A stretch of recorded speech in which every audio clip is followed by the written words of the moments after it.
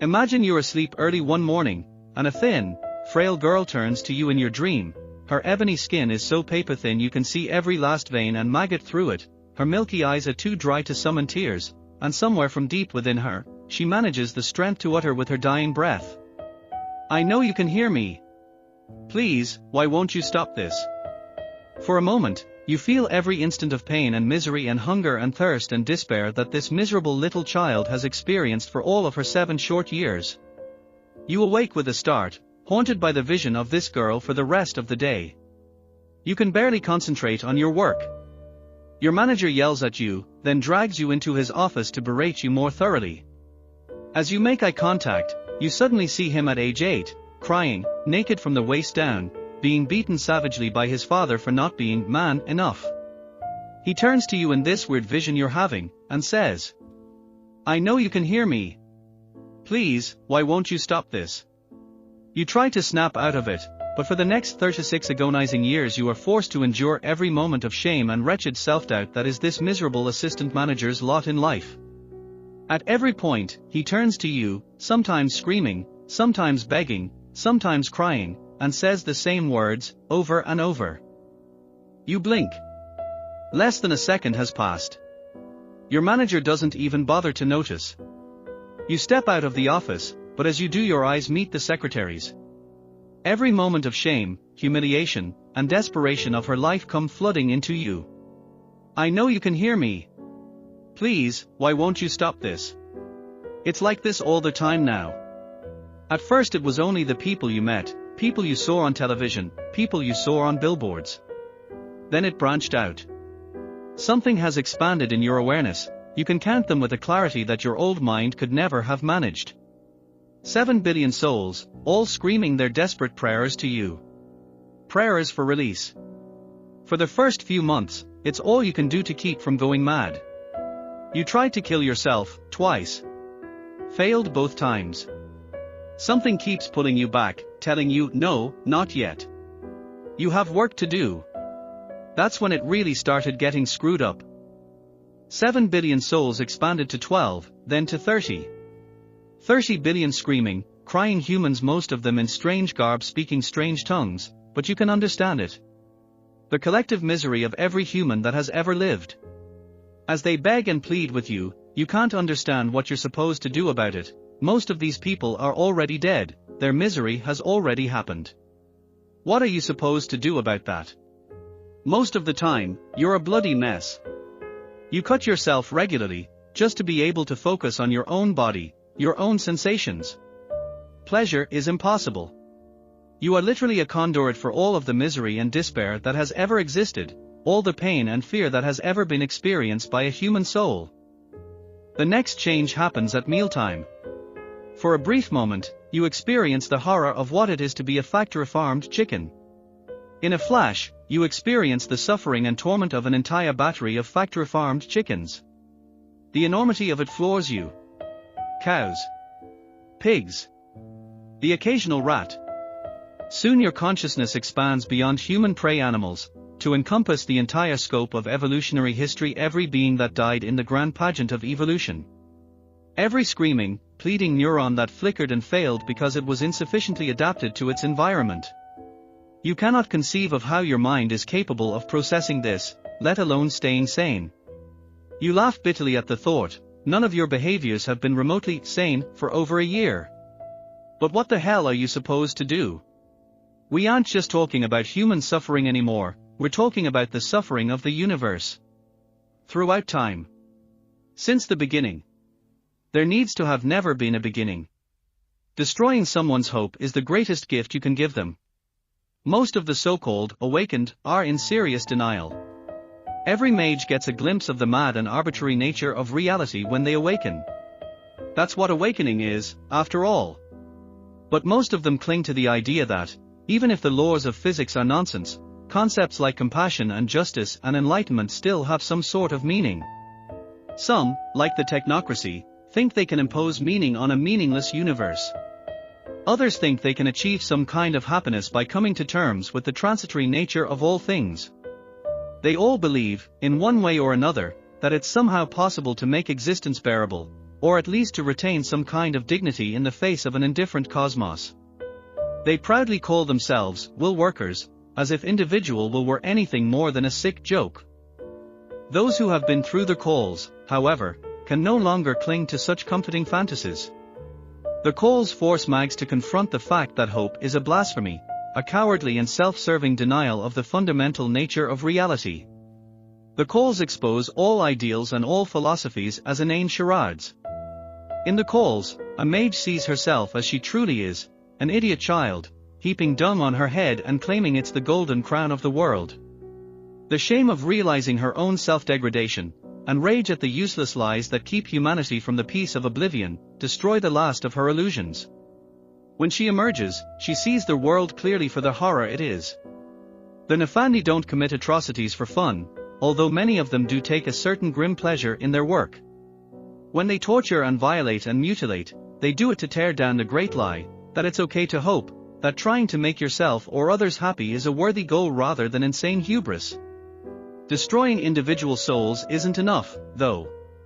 The great torture wheel of the universe is kept in motion by the hope that, if it just keeps spinning long enough, things will get better.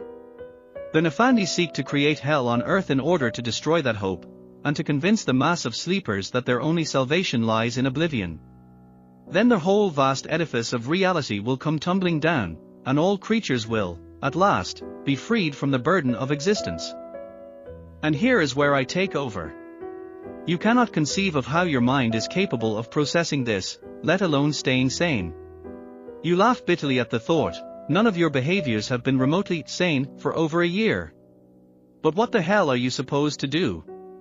And then one day, something changes. You come across a creature that has never truly suffered, a young man, simple enough, quiet, average, as you once were. And in the space where only pain and heartbreak grow like weeds in most, you find something strange, something that you've never touched before. You see, as he quietly wanders through life, helping others, believing, foolishly, that they would do the same for him, that the world is just, naive as a newborn, he helps an old woman who was once a whore, cross the street, and the tiny place within him grows, as the old woman thanks him, seeing his own deed fulfilled in some tiny way, strengthening his belief, in the basic, fundamental goodness in man. For just a moment, you stare into this man, seeing nothing but kindness, integrity and honest, human compassion, simple and pure as a flame. As beautiful in comparison to the evils in the hearts of most, as a king's garden is in comparison to a landfill. And your cheeks are wet, but you don't remember starting to cry. The lorry comes from nowhere, you glance into the driver's eyes and see he drinks because of what his wife does when he's away from home. The young man sees him coming too, spry, young, athletic, he could dive out the way. Instead, the old woman is pushed out of the path of the lorry, the young man shattering as he hits the hood, that golden place inside him darkening with fear and pain, as his decimated body bending itself around a lamppost in the most horrific manner, mere meters from you. And something inside you breaks, an apathy that coated you, making you see the suffering of others, but never do anything about it. You charge on him in moments, rushing to his aid, blood smears his shattered features and his body is broken in more ways than one. Up close, you realize that he can't be more than 14, 15 at the outmost. That in some ways, he can't even begin to understand what he did.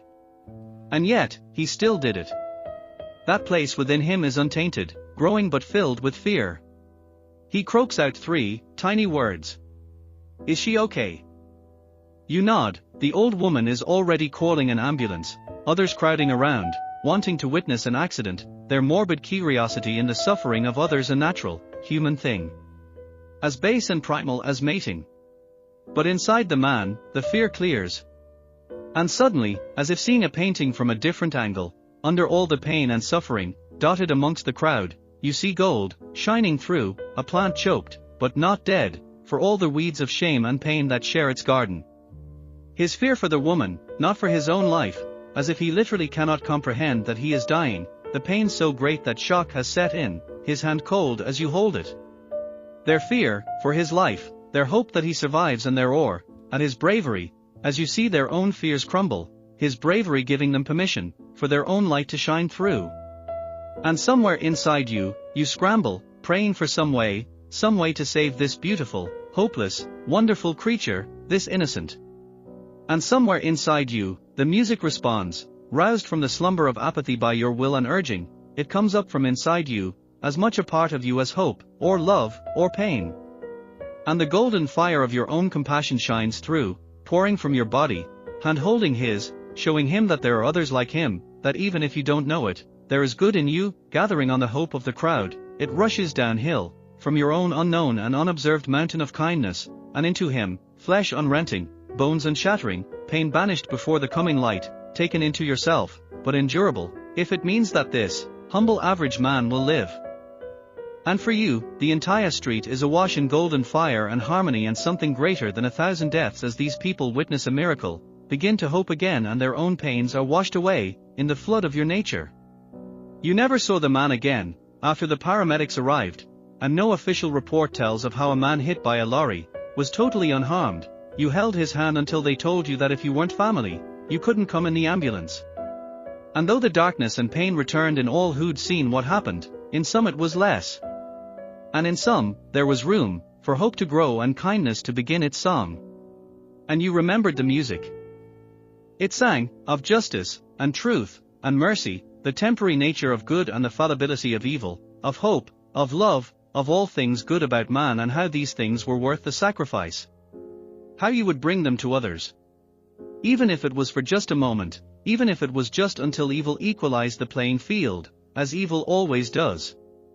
And for a mere moment, you knew what it was, you know that you were loved, like no other, had been given a gift, like no other, how you would rid the world of some small part of its darkness, redeem those who could, bring the fury of the meek and innocent to those who brought suffering to others, to be offered the chance to stand before the ever-present darkness, your body ablaze and scream, to the vile things that lurked in the sticky black corners of the human soul, that this would not suffice.